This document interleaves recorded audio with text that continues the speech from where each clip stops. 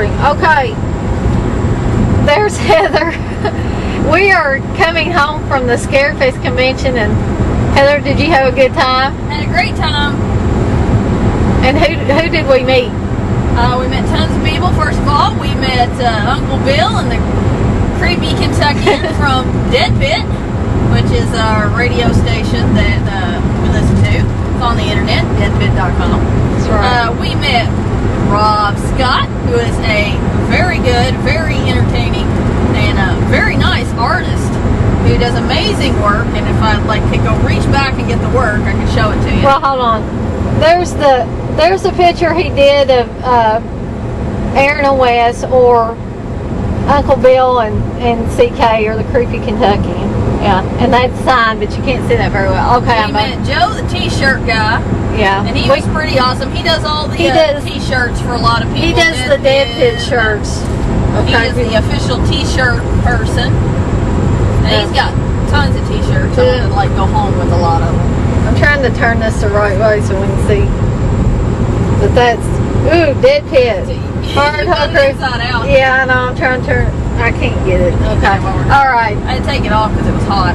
Yeah, it was hot. It was pretty. But he still makes awesome shirts, so. Still makes awesome shirts. We met Kane Hodder, which he was Jason in Friday the 13th. He was actually in the one we saw last night at the movies, and Part he did 7. speak, Part 7, and he did speak before the movie started, and that was pretty awesome. He's a pretty nice dude, although I think I kind of embarrassed him a little bit. He thought I said that he was horrible, and what I said was I was horrible. And what was that about, Heather? Okay, Danielle Harrison. Most people will tell you, if they went to the mainstream movie theater, they'll say that's the urban legend chick. All right, she is tiny. She's an itty bitty little thing. She's very pretty, but she's itty bitty, like under 5 feet or something. She's just really tiny, and I didn't know it was her. And I was like, oh, look at that cute little girl. She's so cute. I'm going to take her home, make her a pet. I'll put her in my pocket, because she was so cute. And I was like, I felt like I was really huge, and I was like a wrestler. I was like, I could pick her up over my head and break her back like a wrestler. And I know that sounded horrible, but I didn't mean it that way. And so I was talking to Dana about this while we were in line to get our Jason pictures signed. And Kane Otter heard me say that. And he thought I said that he was horrible, when actually I said I felt bad because I thought she was so cute and little that I wanted to take her home like a pet. And I said I'm horrible, that I felt bad because I said that. And I said I didn't even recognize her because she looks different than she does in movies. Yeah. And so I just thought I was talking about somebody's little kid, because she really is. She's an adorable little lady. And okay, so who else did we meet? Who was the special makeup effects guy that we met? You remember who that was? He was awesome, and I could name off some of his. I think he did work on Dawn of the Dead. He did stuff on Wishmaster. Robert Kurtzman. And so he did a really awesome. He was really nice too. He was. I thought he was really down to earth. We got to talk to him. He sold the guys a lot of masks. Everybody who had a mask that I saw at the festival, if you asked them where they got it, they'd say they got it at his booth. And Aaron and Wes both got masks from him.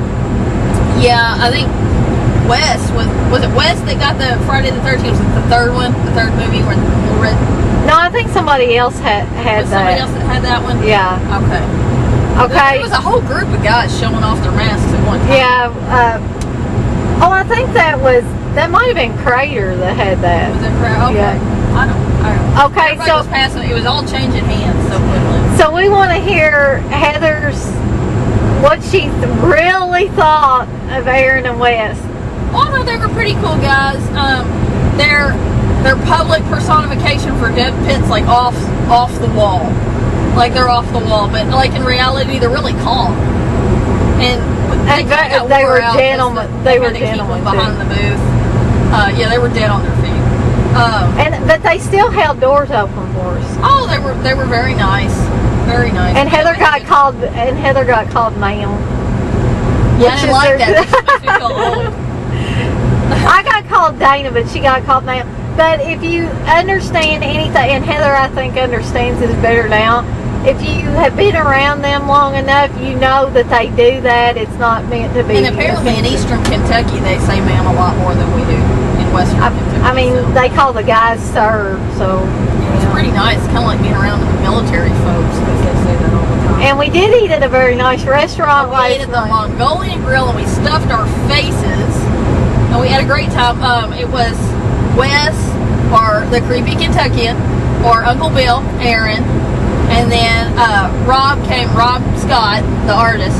He came with us as well. So it was 5 of us, and it took forever to find this place. Now we were using Wes's GPS on his iPhone.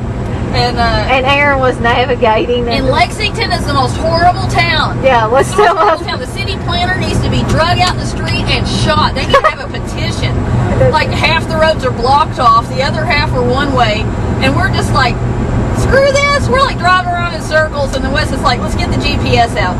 First of all, it's so tiny we were having trouble reading it, and then we're like, Aaron grabs it, and West goes, we're the blue dot. Right. So finally we figured out where we were going, but the Mongolian Well, we had Aaron watch the blue dot. Yeah, Aaron was watching the blue dot and trying to tell me where to turn. But finally when we got to the Mongolian Grill, it's actually out in Versailles, or as most Kentuckians call it, Versailles. Right. So, which is a little bit easier to navigate. It was just getting back into Lexington after that, and getting back to the hotels, it was a real problem. So how many times did we loop? We looped about 3 times trying to get to the restaurant. And then on the way back, we looped twice because we had to drop Aaron and Wes off. And then we looped our hotel once trying to get back into the parking lot area. But you got to understand, apparently the Hyatt is just attached to the Lexington Convention Center, which is like Rub Arena, you know, the biggest area in town. We're talking UK football and basketball here. We're talking everything. And the parking lot's on a one-way street. To get back to the parking lot, you have to go down 2 one-way streets and back into the parking lot. To get out of the parking lot, you have to go back to that one-way street and loop all the way around, and I mean a big loop, to where you're in a residential area just to come back to where you can get back to the parking lot. So then we finally got back, and we decided to walk to the movie theater. We decided we weren't going to deal with that looping anymore. Yeah, we decided to walk to the beautiful Kentucky Theater. Awesome, classic theater. Very classy Stained place. glass. Oh, and they're very nice people. I had food. I had a cup of tea from Starbucks, and they let me bring it in. They weren't anal about it like your Malco or your Movie Co. Or, no, like we're used to in Owensboro. From us, you know, like it makes a big dark diddly-do or whatever. And the movie, of course, we watched was Friday 13th Part 7. Like Heather said, Kane Hodder talked before we watched that. And it was a midnight screening, so we were up late, so it was like stupid o'clock. So everybody's laughing and having a good time carrying on. And Aaron and Wes were dead on their feet. But being the gentlemen they are, Aaron did not want us walking back by ourselves. Neither did Rob. We actually got 3 people offering to drive us, so. It was 2 o'clock when we got out of the movie, so 2 o'clock in Lexington, they decided it probably wasn't, it was freezing. And so we rode in Aaron's car, which Heather said was, what did you say? It was the cleanest guy's car I'd ever been in. I would seriously think he'd either had it professionally cleaned, or like he just never eats never does anything, like he's anal about it. But I don't know, because I haven't ridden. Are we going to put this on YouTube?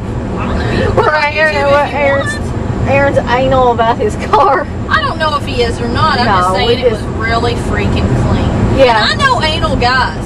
Like, I've got friends that clean their house. They do the dishes. They do the laundry. They do a great job. It looks wonderful. Everything in its place. But their car's still a mess because they're guys. Right.